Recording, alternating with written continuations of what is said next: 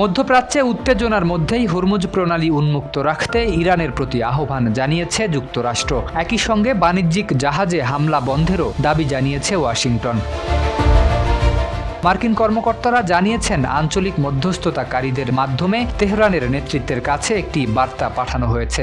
সেখানে হরমুজ প্রণালী উন্মুক্ত ঘোষণা এবং আনুষ্ঠানিক বিবৃতি প্রকাশ, বাণিজ্যিক জাহাজে গুলি চালানো বন্ধের আহ্বান জানানো হয়েছে। এদিকে মার্কিন প্রেসিডেন্ট ডোনাল্ড ট্রাম্প বলেছেন, হরমুজ প্রণালীকে কেন্দ্র করে উত্তেজনা থাকলেও চলমান ঘটনাগুলোকে হোয়াইট হাউস যুদ্ধবিরতির লঙ্ঘন হিসেবে বিবেচনা করছে। তবে কূটনৈতিক আলোচনার পথ এখনও খোলা রয়েছে বলেও ইঙ্গিত দেন তিনি।